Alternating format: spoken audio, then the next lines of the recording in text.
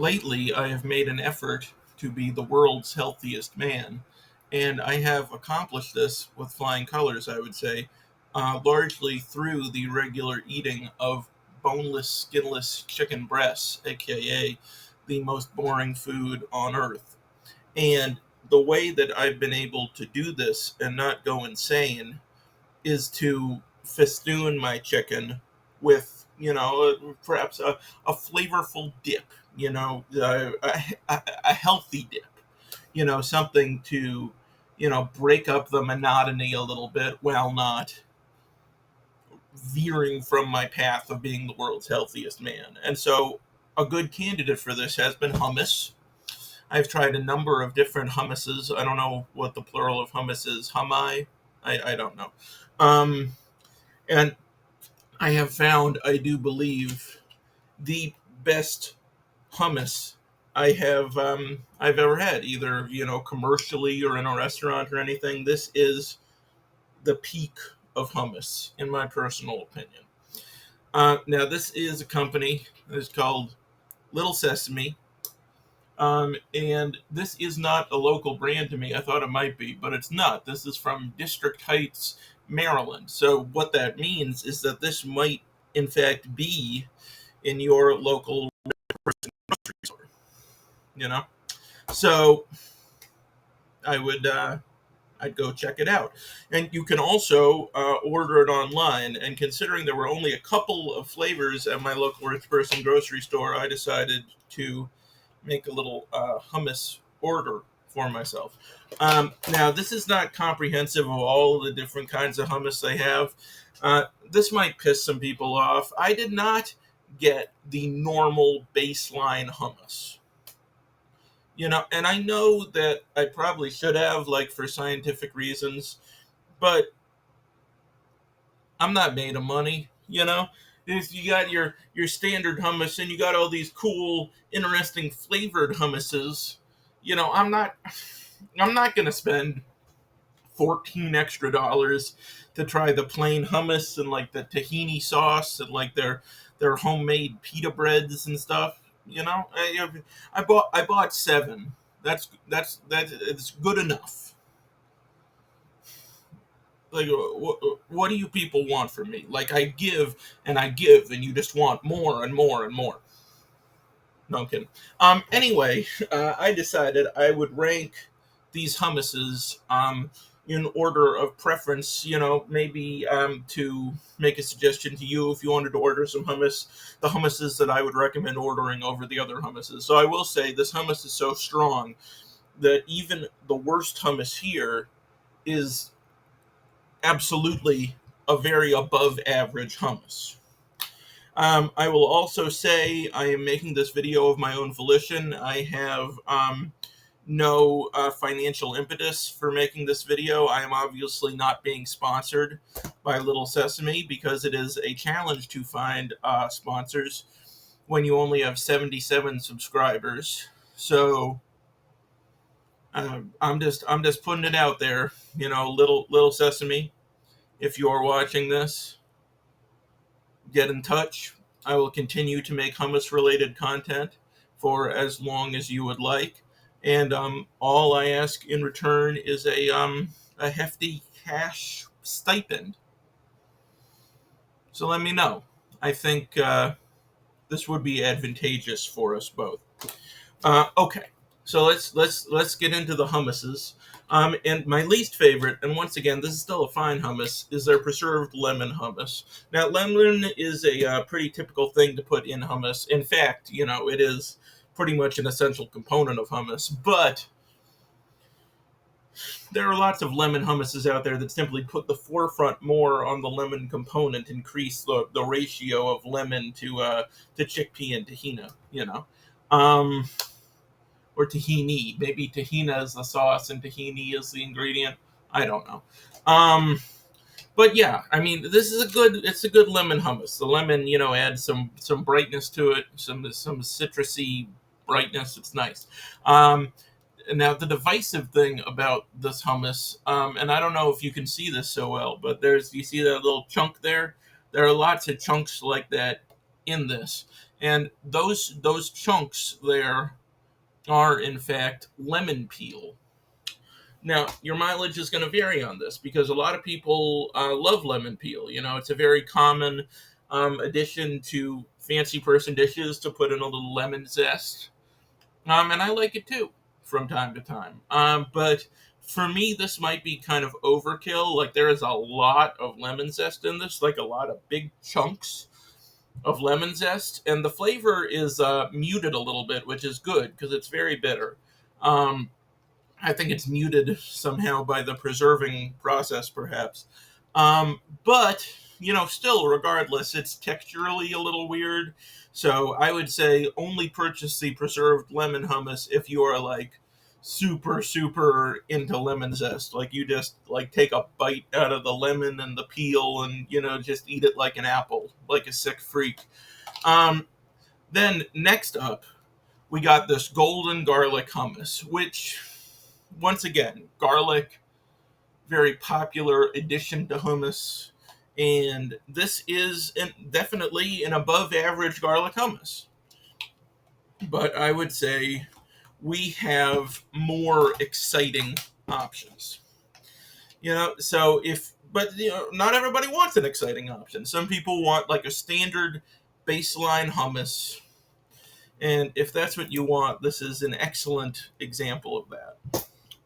All right, now we get into the special fancy limited edition hummuses, and this is their green goddess hummus. Now, I always thought green goddess was like an avocado based dressing, and there is no avocado in here, so maybe I was just wrong about what green goddess dressing is. Basically, I think they could have gotten away with calling this a pesto hummus. That's basically what it tastes like. I mean, you can see in the back here it has these swirls of like herby stuff, and it's just it's very herby. It tastes like springtime. It's very nice. And I'm a huge fan of pesto, but I mean, I think if they'd leaned into the pesto element even more, it would probably be even higher on my list. But as is, it's lovely.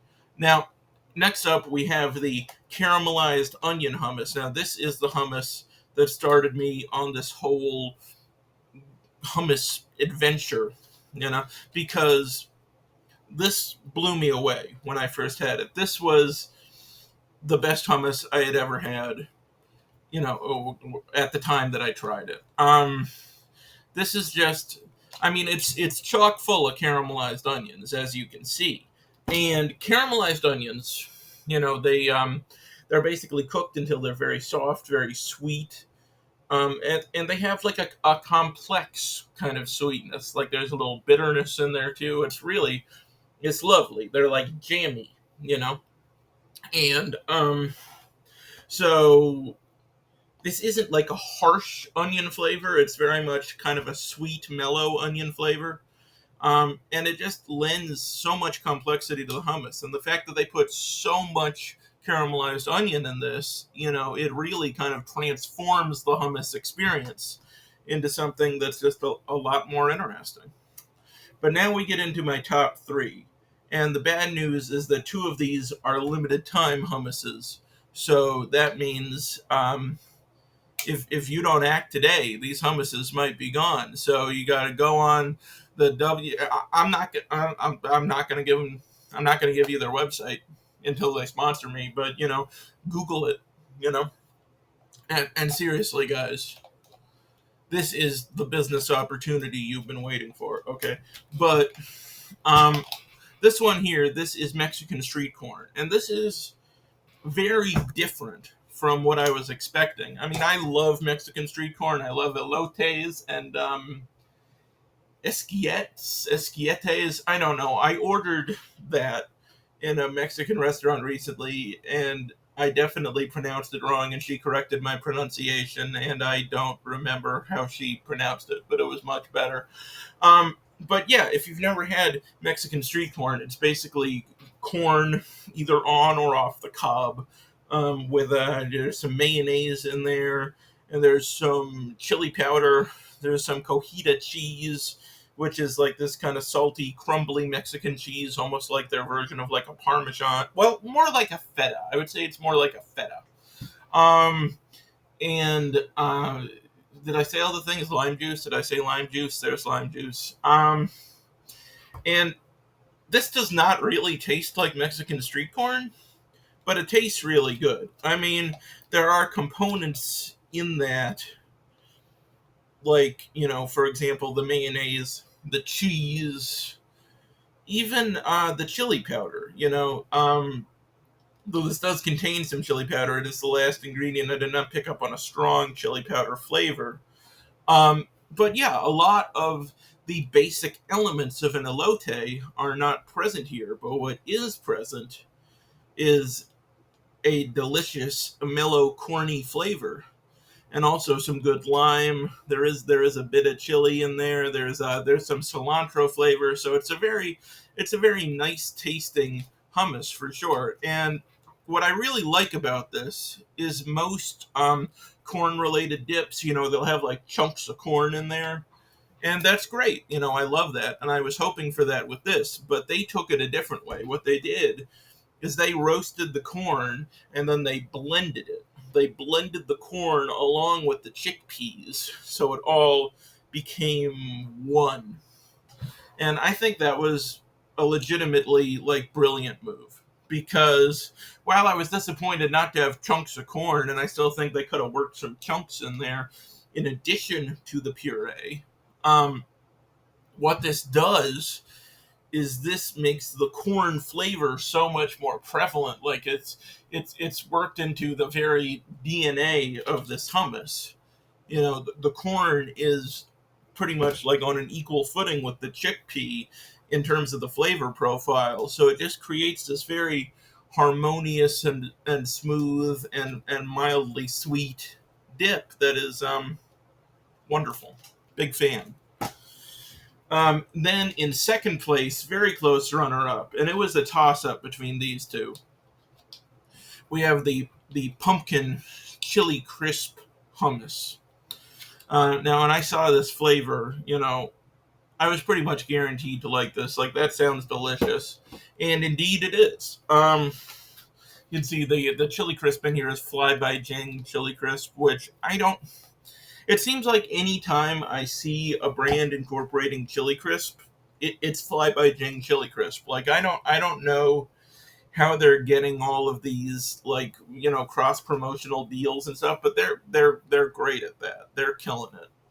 Um, and this is just really cool flavor profile in here. Because you got the mildly spicy chili crisp. It's definitely not an aggressive spice, and then you've got the sweetness from the pumpkin.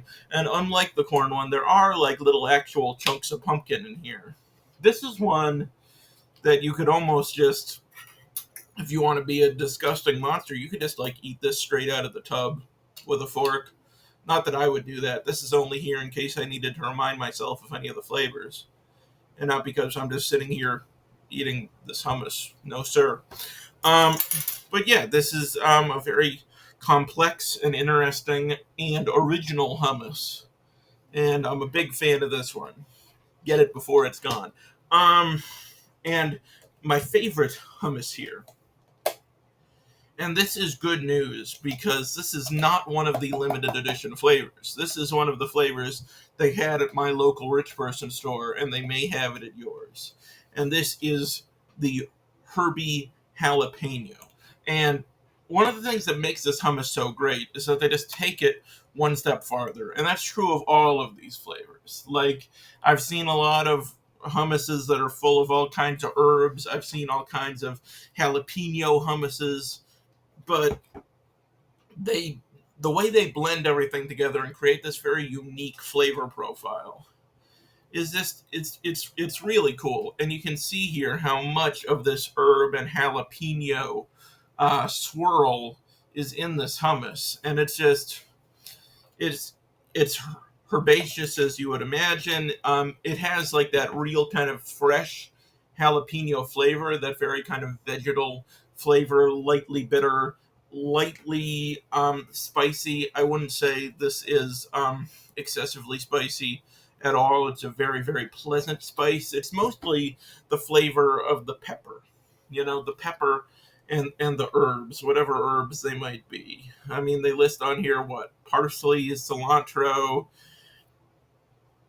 Oh, and this maybe explains why I like it so much, because this also has serrano peppers in it, which is my personal favorite pepper. So maybe it's that serrano flavor that really puts it over the top for me. But yeah, I mean, this is an artisanal, well manicured, beautifully thought out product. Like they clearly spent a lot of time honing this flavor until it was exactly what they wanted it to be. And I think it is the finest hummus I have ever tried. So, in conclusion, sponsor me, hummus.